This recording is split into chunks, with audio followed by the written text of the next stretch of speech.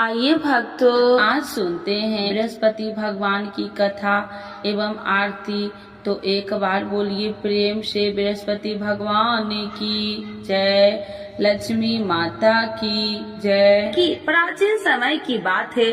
भारत वर्ष में एक राजा राज्य करता था। वह बड़ा प्रतापी और दानी था। वह नित्य गरीबों और ब्राह्मणों की सेवा सहायता करता था। वह प्रतिदिन मंदिर में भगवान दर्शन करने जाता था, लेकिन यह उसकी रानी को अच्छा न लगता। न वह व्रत करती और न ही किसी को एक पैसा दान में देती। राजा को भी ऐसा करने से मना किया करती। एक समय की बात है कि राजा शिकार खेलने वन को चले गए। घर पर रानी और दासी थी। उस समय गुरु बृहस्पति साधु का रूप धारण कर राजा के दरवाजे पर भिक्षा मांगने आए। साधु ने रानी से भिक्षा मांगी तो वह कहने लगी, हे साधु महाराज, मैं इस दान और पुण्य से तंग आ गई हूँ। आप कोई ऐसा उपाय बताए जिससे यह सारा धन नष्ट हो जाए और मैं आराम से रह सकूं। साधु रूपी बृहस्पति देव ने कहा, हे देवी, तुम बड़ी विचित्र हो। संतान और धन से भी कोई दुखी होता है। अगर तुम्हारे पास अधिक धन है तो इसे शुभ कार्यों में लगाओ, जिससे तुम्हारे दोनों लोक सुधरे। परंतु साधु की इन बातों से रानी खुश नहीं हुई। उसने कहा कि मुझे ऐसे धन की आवश्यकता नहीं जिसे मैं दान में दूं तथा जिसको संभालने में ही मेरा सारा समय नष्ट हो जाए। साधु ने कहा, यदि तुम्हारी ऐसी इच्छा है तो जैसे मैं तुम्हें बताता हूँ तुम वैसे ही करना। बृहस्पतिवार के दिन तुम घर को गोबर से लिपना, अपने केसे को पीली मिट्टी से धोना, केसे को धोते समय स्नान करना, राजा से हजामत बनाने को कहना, भोजन में मांस मदिरा खाना, कपड़ा धोबी के यहाँ धुलने डालना। इस प्रकार 7 बृहस्पतिवार करने से तुम्हारा समस्त धन नष्ट हो जाएगा। इतना कहकर साधु बने बृहस्पति देव अंतर ध्यान हो गए। साधु के कहे अनुसार करते हुए रानी को केवल 3 बृहस्पतिवार ही बीते थे कि उसकी समस्त धन संपत्ति नष्ट हो गई। भोजन के लिए परिवार तरसने लगा। एक दिन राजा रानी से बोला, हे रानी, तुम यहीं रहो, मैं दूसरे देश को जाता हूँ, क्योंकि यहाँ पर मुझे सभी जानते हैं, इसीलिए मैं कोई छोटा कार्य नहीं कर सकता। ऐसा कहकर राजा परदेश चला गया। वहाँ वह जंगल से लकड़ियाँ काट कर लाता और शहर में बेचता। इस तरह वह अपना जीवन व्यतीत करने लगा। इधर राजा के बिना रानी और दासी दुखी रहने लगी। एक समय जब रानी और दासियों को 7 दिन बिना भोजन के रहना पड़ा तो रानी ने अपनी दासी से कहा, हे दासी, पास ही के नगर में मेरी बहन रहती है, वह बड़ी धनवान है, तू उसके पास जा और कुछ ले आ ताकि थोड़ा बहुत गुजर बसर हो जाए। दासी रानी की बहन के पास गई। उस दिन बृहस्पतिवार था। रानी की बहन उस समय बृहस्पतिवार की कथा सुन रही थी। दासी ने रानी की बहन को अपनी रानी का संदेश दिया, लेकिन रानी की बहन ने कोई उत्तर नहीं दिया। जब दासी को रानी की बहन से कोई उत्तर नहीं मिला तो वह बहुत दुखी हुई। उसे क्रोध भी आया। दासी ने वापस आकर रानी को सारी बात बता दी। सुनकर रानी ने अपने भाग्य को कोसा। उधर रानी की बहन ने सोचा कि मेरी बहन की दासी आई थी, परंतु मैं उससे नहीं बोली, इससे वह बहुत दुखी हुई होगी। कथा सुनकर और पूजन समाप्त कर वह अपनी बहन के घर गई और कहने लगी, हे बहन, मैं बृहस्पतिवार का व्रत कर रही थी, तुम्हारी दासी गई, परंतु जब तक कथा होती है तब तक न उठते हैं और न ही बोलते हैं, इसीलिए मैं नहीं बोली। कहो दासी क्यों गई थी? रानी बोली, बहन, हमारे घर अनाज नहीं था। ऐसा कहते कहते रानी की आंखें भर आई। उसने दासियों समेत भूखा रहने की बात भी अपनी बहन को बता दी। रानी की बहन बोली, बहन देखो, बृहस्पति देव भगवान सबकी मनोकामना पूर्ण करते हैं। देखो शायद तुम्हारे घर में अनाज रखा हो। यह सुनकर दासी घर के अंदर गई तो वहाँ उसे एक घड़ा अनाज का भरा मिल गया। उसे बड़ी हैरानी हुई क्योंकि उसे एक बर्तन देख लिया था। उसने बाहर आकर रानी को बताया। दासी रानी से कहने लगी, हे रानी, जब हमको भोजन नहीं मिलता तो हम व्रत ही तो करते थे, इसीलिए क्यों न इनसे व्रत और कथा की विधि पूछ ली जाए, हम भी व्रत किया करेंगे। दासी के कहने पर रानी ने अपनी बहन से बृहस्पतिवार व्रत के बारे में पूछा। उसकी बहन ने बताया, बृहस्पतिवार के व्रत में चने की दाल और मुनक्का से विष्णु भगवान का केले की जड़ में पूजन करे तथा दीपक जलाए, पीला भोजन करे तथा कथा सुने। इससे गुरु भगवान प्रसन्न होते हैं, मनोकामना पूर्ण करते हैं। व्रत और पूजन की विधि बताकर रानी की बहन अपने घर लौट आई। रानी और दासी दोनों में निश्चय किया कि बृहस्पति देव भगवान का पूजन जरूर करेंगे। 7 रोज बाद जब बृहस्पतिवार आया तो उन्होंने व्रत रखा। घुड़सार में जाकर चना और गुड़ बिल लाई तथा उसकी दाल से केले की जड़ तथा विष्णु भगवान का पूजन किया। अब पीला भोजन कहाँ से लाए? दोनों बड़ी दुखी हुई, परंतु उन्होंने व्रत किया था, इसीलिए बृहस्पति देव भगवान प्रसन्न थे। एक साधारण व्यक्ति के रूप में वे दोनों थालों में सुंदर पीला भोजन लेकर आए और दासी को देकर बोली, हे दासी, यह भोजन तुम्हारे लिए और तुम्हारी रानी के लिए है, इसे तुम दोनों ग्रहण करना। दासी भोजन पाकर बहुत प्रसन्न हुई। उसने रानी को सारी बात बताई। उसके बाद से वे प्रत्येक बृहस्पतिवार को गुरु भगवान का व्रत और पूजन करने लगी। बृहस्पति भगवान की कृपा से उनके पास धन हो गया, परंतु रानी फिर पहले की तरह आलस करने लगी। तब दासी बोली, देखो रानी, तुम पहले भी इसी प्रकार आलस करती थी, तुम्हें धन रखने में कष्ट होता था, इस कारण सभी धन नष्ट हो गया। अब गुरु भगवान की कृपा से धन मिला है तो फिर तुम्हें आलस होता है। बड़ी मुसीबतों के बाद हमने ये धन पाया है, इसीलिए हमें दान पुण्य करना चाहिए। अब तुम भूखे मनुष्य को भोजन कराओ, प्याव लगवाओ, ब्राह्मणों को दान दो, कुआं, तालाब, बावड़ी आदि का निर्माण कराओ, मंदिर, पाठशाला बनाकर ज्ञान दो, कुमारी कन्याओं का विवाह करवाओ, अर्थात धन को शुभ कार्यों में खर्च करो, जिससे तुम्हारे कुल का यश बढ़ेगा तथा स्वर्ग की प्राप्ति हो और पितृ प्रसन्न हो। दासी की बात मानकर रानी शुभ कर्म में करने लगी। उसका यश फैलने लगा। एक दिन रानी और दासी आपस में विचार करने लगी कि जाने राजा किस दशा में होंगे, उनकी कोई खोज खबर भी नहीं है। उन्होंने श्रद्धा पूर्वक गुरु बृहस्पतिवार भगवान से प्रार्थना की, राजा जहाँ कहीं भी हो शीघ्र वापस आ जाए। उधर राजा परदेश में बहुत दुखी रहने लगा। वह प्रतिदिन जंगल से लकड़ियाँ बीन कर लाता और उसे शहर में बेचकर अपने दुखी जीवन को बड़ी कठिनता से व्यतीत करता। एक दिन दुखी हो अपनी पुरानी बातों को याद करके वह रोने लगा और उदास हो गया। उसी समय राजा के पास बृहस्पति देव साधु के भेष में आकर बोले, हे लकड़हारे, तुम इस सुनसान जंगल में किस चिंता में बैठे हो, मुझे बतलाओ। यह सुन राजा के नेत्रों में जल भर गया और साधु की वंदना कर राजा ने अपनी संपूर्ण कहानी सुना दी। महात्मा दयालु होते हैं। वे राजा से बोले, हे राजा, तुम्हारी पत्नी ने बृहस्पति देव के प्रति अपराध किया था, जिसके कारण तुम्हारी यह दशा हुई। अब तुम चिंता मत करो, भगवान तुम्हें पहले से अधिक धन देंगे। देखो, तुम्हारी पत्नी ने बृहस्पतिवार का व्रत प्रारंभ कर दिया है। अब तुम भी बृहस्पतिवार का व्रत करके चने की दाल व गुड़ जल के लोटे में डालकर केले का पूजन करो, फिर कथा कहो या सुनो। भगवान तुम्हारी सब मनोकामनाओं को पूर्ण करेंगे।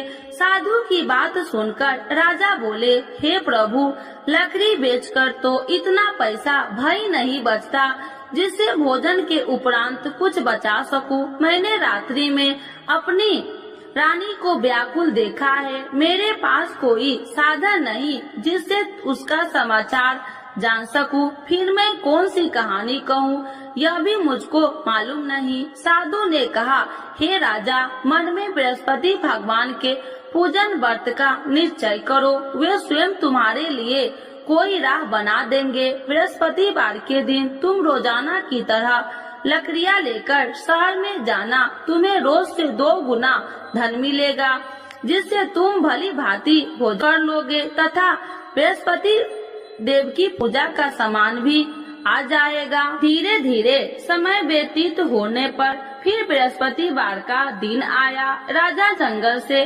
लकड़ियाँ काटकर शहर में बेचने लगा।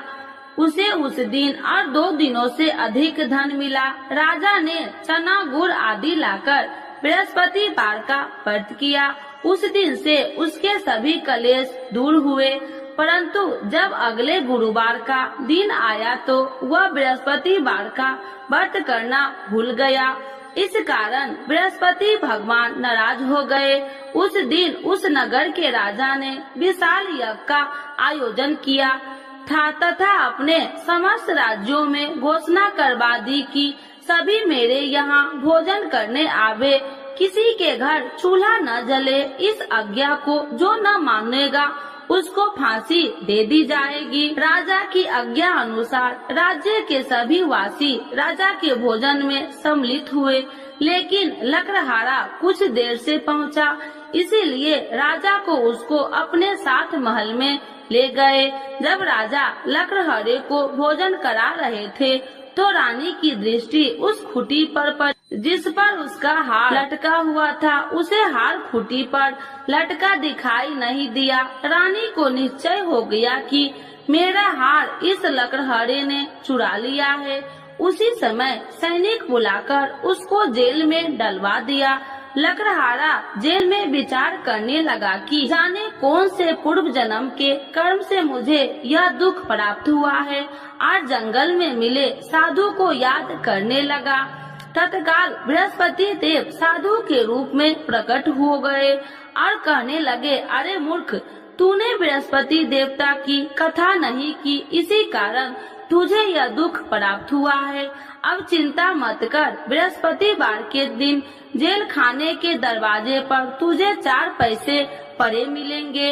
उनसे तू बृहस्पतिवार की पूजा करना तो तेरे सभी कष्ट दूर हो जाएंगे। अगले बृहस्पतिवार उसे जेल के द्वार पर 4 पैसा मिले। राजा के पूजा का सामान मंगवाकर कथा कही और प्रसाद बांटा। उसी रात्रि में बृहस्पति देव ने उस नगर के राजा को स्वप्न में कहा, हे राजा, तूने जिस जेल में बंद किया है उसे कल छोड़ देना, वह निर्दोष है। राजा प्रातः काल उठा और खूंटी पर हार टंगा देकर लकड़हारे को बुलाकर क्षमा मांगी तथा राजा के योग्य सुंदर वस्त्र आभूषण भेंट कर उसे विदा किया। गुरुदेव की आज्ञा अनुसार राजा अपने नगर को चल दिया। राजा जब नगर के निकट पहुंचा तो उसे बड़ा ही आश्चर्य हुआ। नगर में पहले से अधिक बाग, तालाब और कुएं तथा बहुत सी धर्मशालाएं, मंदिर आदि बने हुए थे। राजा ने पूछा कि यह किसका बाग और धर्मशाला है। तब नगर के सब लोग कहने लगे कि यह सब रानी और दासी द्वारा बनवाए गए हैं। राजा को आश्चर्य हुआ और गुस्सा भी आया कि उसकी अनुपस्थिति में रानी के पास धन कहां से आया होगा। जब रानी ने यह खबर सुनी कि राजा आ रहे हैं तो उसने अपनी दासी से कहा, हे दासी, देख राजा हमको कितनी बुरी हालत में छोड़ के गए थे, वह हमारी ऐसी हालत देखकर लौट न जाए, इसीलिए तू दरवाजे पर खड़ी हो जा। रानी की आज्ञा अनुसार दासी दरवाजे पर खड़ी हो गई और जब राजा आए तो उन्हें अपने साथ महल में लिवा आई। तब राजा ने क्रोध करके अपनी तलवार निकाली और पूछने लगी, बताओ यह धन तुम्हें कैसे प्राप्त हुआ। तब रानी ने सारी कथा कह सुनाई। राजा ने निश्चय किया कि मैं रोजाना दिन में 3 बार कहानी कहा करूँगा और रोज व्रत किया करूँगा। अब हर समय राजा के दुपट्टे में चने की दाल बंधी रहती तथा दिन में 3 बार कथा कहता। एक रोज राजा ने विचार किया कि चलो अपनी बहन के यहाँ हो आऊं। इस तरह का निश्चय कर राजा घोड़े पर सवार हो अपनी बहन के यहाँ चल दिया। मार्ग में उसने देखा कि कुछ आदमी एक मुर्दे को लिए जा रहे हैं। उन्हें रोककर राजा कहने लगा, अरे भाइयों, मेरी बृहस्पतिवार की कथा सुन लो। वे बोले, लो हमारा तो आदमी मर गया है, इसको अपनी कथा की पड़ी है। परंतु कुछ आदमी बोले, अच्छा कहो, हम तुम्हारी कथा भी सुनेंगे। राजा ने दाल निकाली और कथा कहनी शुरू कर दी। जब कथा आदि हुई तो मुर्दा हिलने लगा और जब कथा समाप्त हुई तो राम राम कह के वह मुर्दा खड़ा हो गया। राजा आगे बढ़ा, उसे चलते चलते शाम हो गई।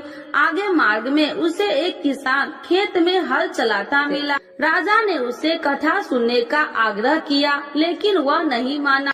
राजा आगे चल पड़ा। राजा के हटते ही बैल पछाड़ खाकर गिर गए तथा किसान के पेट में बहुत जोर से दर्द होने लगी। उसी समय किसान की माँ रोटी लेकर आई। उसने जब देखा तो अपने पुत्र से सब हाल पूछा। बेटे ने सभी हाल बता दिया। बुढ़िया दौड़ी दौड़ी उस घुड़सार के पास पहुँची और उसने बोली, मैं तेरी कथा सुनूंगी, तू अपनी कथा मेरे खेत पर ही चलकर कहना। राजा ने लौटकर बुढ़िया के खेत पर जाकर कथा कही, जिसके सुनते ही बैल खड़े हो गए तथा किसान के पेट का दर्द भी बंद हो गया। राजा अपनी बहन के घर पहुंच गया। बहन ने भाई को खूब मेहमानबाजी की। दूसरे रोज प्रातः काल राजा जागा तो वह देखने लगा कि सब लोग भोजन कर रहे हैं। राजा ने अपनी बहन से जब पूछा, ऐसा कोई मनुष्य नहीं है जिसने भोजन नहीं किया हो, जो मेरी बृहस्पतिवार की कथा सुन ले। बहन बोली, हे भैया, यह देश ऐसा ही है। यहाँ लोग पहले भोजन करते हैं, बाद में कोई अन्य काम करते हैं। फिर वह एक कुम्हार के घर गई, जिसका लड़का बीमार था। उसे मालूम हुआ कि उसके यहाँ 3 दिन से किसी ने भोजन नहीं किया है। रानी ने अपने भाई की कथा सुनने के लिए कुम्हार से कहा। वह तैयार हो गया। राजा ने जाकर बृहस्पतिवार की कथा कही, जिसको सुनकर उसका लड़का ठीक हो गया। अब तो राजा को प्रशंसा होने लगी। एक दिन राजा ने अपनी बहन से कहा, हे बहन, अब मैं अपने घर जाऊंगा, तुम भी तैयार हो जाओ। राजा की बहन ने अपनी सास से अपने भाई के साथ जाने की आज्ञा मांगी। सास बोली, हाँ चली जा, मगर अपने लड़कों को मत ले जाना, क्योंकि तेरे भाई के कोई संतान नहीं है। बहन ने अपने भाई से कहा, हे भैया, मैं तो चलूंगी, मगर कोई बालक नहीं चलेगा। अपनी बहन को भी छोड़कर दुखी मन से राजा अपने नगर को लौट आया। राजा ने अपनी रानी से सारी कथा बताई और बिना भोजन किए वह सैया पर लेट गया।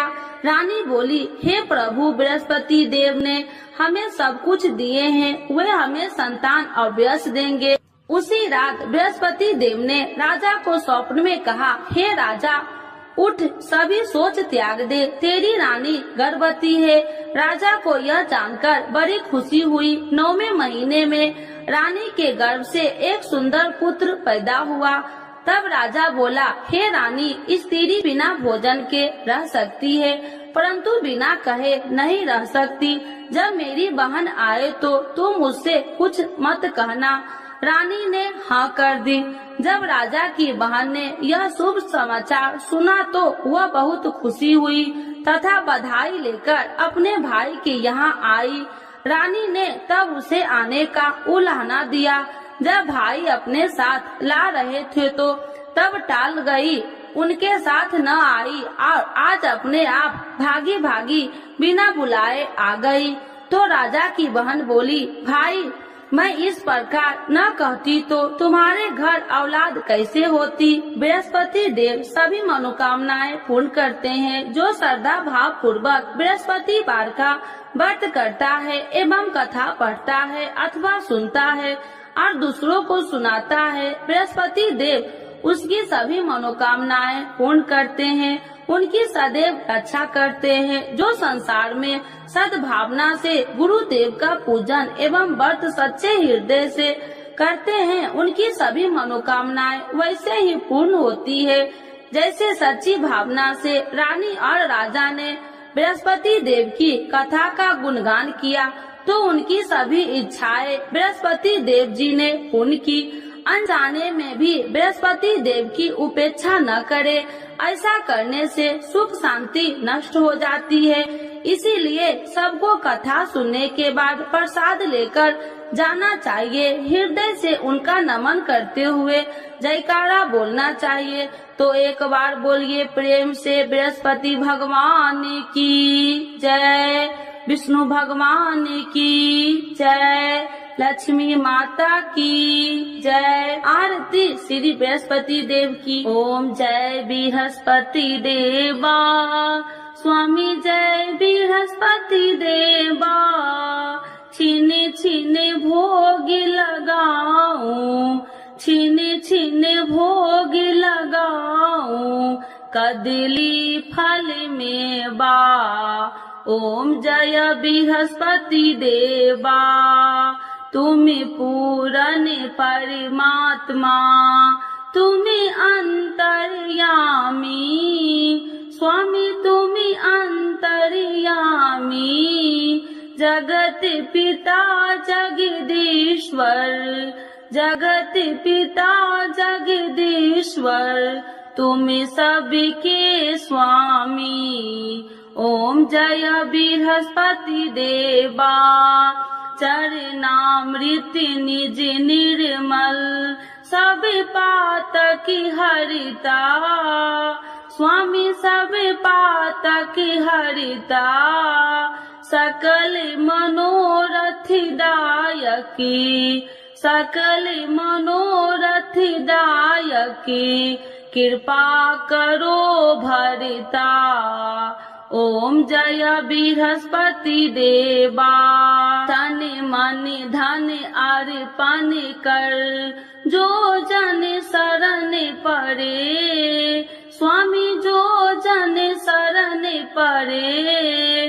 प्रभु प्रकट तब हो करे, प्रभु प्रकट तब हो कर, आकर द्वार खड़े। ओम जय बृहस्पति देवा, दीन दयाल दयानिधि, भक्तन हितकारी, स्वामी भक्तन हितकारी।